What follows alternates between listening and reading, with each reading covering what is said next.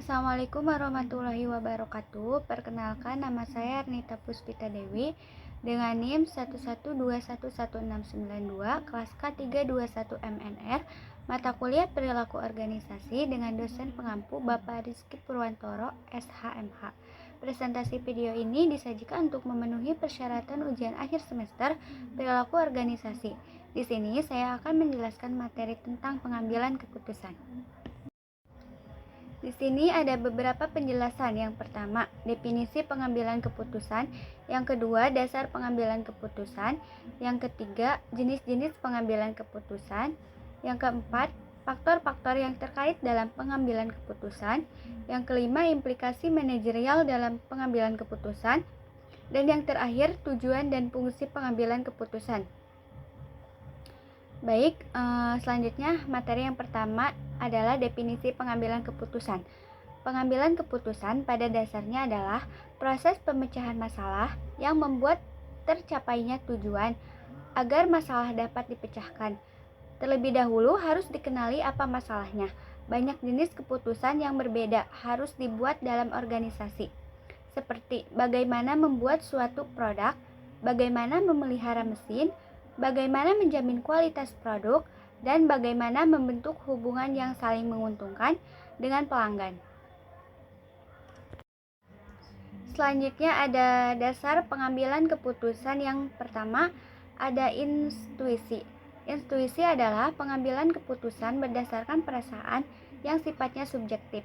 Pengambilan keputusan berdasarkan intuisi ini mengandung beberapa kelebihan dan kelemahan. Yang pertama ada kelebihannya, waktu yang digunakan untuk mengambil keputusan relatif lebih pendek. Untuk masalah yang masalahnya terbatas, pengambilan keputusan akan memberikan keputusan pada umumnya. Selanjutnya, kemampuan mengambil keputusan dari pengambilan keputusan berperan dan itu perlu dimanfaatkan dengan baik. Selanjutnya ada kelemahan. Kelemahan di sini yang pertama, keputusan yang dihasilkan relatif kurang baik. Yang kedua, sulit mencari alat pembandingnya, sehingga sulit diukur keberadaan dan keabsahannya. Dasar-dasar lain dalam pengambilan keputusan sering kali diabaikan. Yang kedua ada pengalaman. Pengalaman adalah memberi manfaat bagi pengetahuan praktis, karena dengan pengalaman yang dimiliki seseorang, maka dapat memperkirakan keadaan sesuatu serta dapat memperhitungkan untung ruginya dan baik buruknya keputusan yang akan dihasilkan. Yang ketiga, pengambilan keputusan berdasarkan wewenang biasanya dilakukan oleh pimpinan terhadap bawahannya atau orang yang lebih tinggi kedudukannya kepada orang yang lebih rendah kedudukannya. Pengambilan keputusan berdasarkan wewenang juga memiliki beberapa kelebihan dan kelemahan. Yang pertama, ada kelebihan dari wewenang. Ada kebanyakan penerimaannya adalah bawahan, terlepas apakah penerimaan tersebut secara sukarela ataukah terpaksa.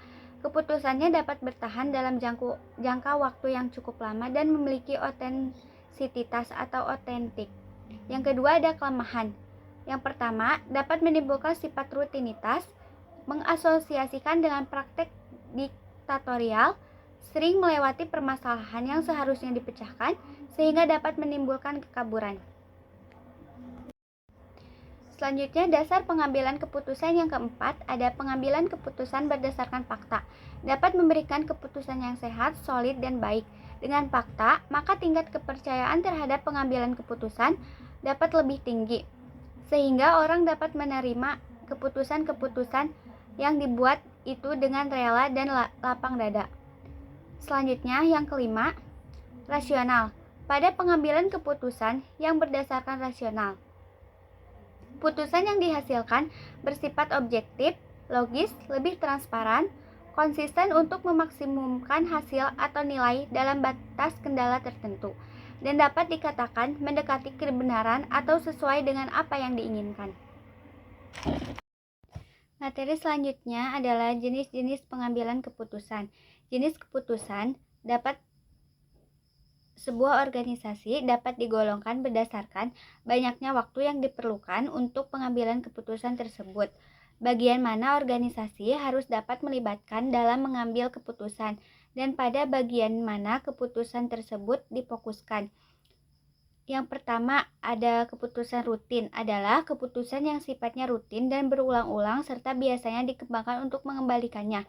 Yang selanjutnya, keputusan tidak rutin adalah keputusan yang diambil pada saat-saat khusus dan tidak bersifat rutin. Materi selanjutnya ada faktor-faktor yang mempengaruhi pengambilan keputusan. Menurut Kotler 2003 menjelaskan, faktor-faktor yang mempengaruhi pengambilan keputusan antara lain sebagai berikut. Yang pertama, faktor budaya, meliputi peran budaya, subbudaya, dan kelas sosial.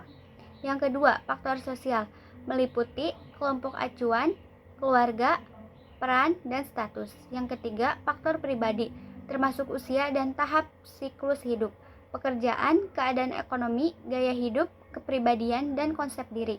Yang keempat, faktor psikologis meliputi motivasi, persepsi, pengetahuan, keyakinan, dan pendirian. Materi selanjutnya ada implikasi manajerial dalam pengambilan keputusan. Yang pertama, gaya direktif atau pengarahan adalah gaya pengambilan keputusan yang lebih mengedepankan rasionalitas sehingga tingkat ketidakpercayaan pada hasil keputusan yang didapat bisa ditekan seminimal mungkin. Yang kedua, gaya analitis adalah gaya pengambilan keputusan yang memberikan toleransi pada cara berpikir rasional dan ambiguitas. Yang ketiga, gaya konseptual adalah pengambilan keputusan dengan tingkat toleransi dengan cara berpikir rasional dan ambiguitas serta cara berpikir intuitif yang tinggi. Yang keempat, gaya perilaku adalah pengambilan keputusan dengan tingkat toleransi rendah pada ambiguitas dan cara berpikir rasional, namun toleransi cukup tinggi pada intuitifnya. Selanjutnya ada tujuan pengambilan keputusan. Secara umum, tujuan dari pengambilan keputusan adalah untuk memperoleh pilihan terbaik dari alternatif-alternatif pilihan yang ada. Agar tujuan yang hendak dituju terlaksana dengan baik, tujuan pengambilan keputusan dapat dibedakan menjadi dua bagian. Yang pertama yaitu bersifat tunggal. Tujuan pengambilan keputusan bersifat tunggal terjadi apabila keputusan yang dihasilkan hanya menyangkut satu masalah saja. Dalam artian bahwa sekali diputuskan maka tidak ada kaitannya dengan masalah lain. Yang kedua bersifat ganda. Tujuan pengambilan keputusan bersifat ganda terjadi apabila keputusan yang dihasilkan menyangkut lebih dari satu masalah, dalam artian bahwa keputusan yang diambil tersebut sekaligus memecahkan dua atau lebih masalah yang sifatnya kontradiktif atau yang bersifat tidak kontradiktif. Selanjutnya ada materi yang terakhir adalah fungsi dari pengambilan keputusan. Pengambilan keputusan dilakukan apabila seseorang individu dihadapkan pada suatu masalah. Dalam proses menyelesaikan masalah tersebut, tentunya akan dihadapkan pada alternatif-alternatif pilihan pemecah masalah yang dapat digunakan. Dalam hal inilah fungsi dari pengambilan keputusan bekerja. Pengambilan keputusan sebagai suatu kelanjutan dari cara pemecahan masalah memiliki fungsi antara lain sebagai berikut. Yang pertama, pangkal permulaan dari seluruh aktivitas manusia yang sadar dan terarah baik secara individual ataupun secara kelompok, baik itu secara institusional maupun organisasi. Kedua, sesuatu yang bersifat futuristik, dalam artian menyangkut masa depan atau masa yang akan datang, di mana efeknya akan berpengaruh cukup lama. Mungkin itu saja yang dapat saya sampaikan dan jelaskan. Kurang lebihnya mohon maaf. Terima kasih. Wassalamualaikum warahmatullahi wabarakatuh.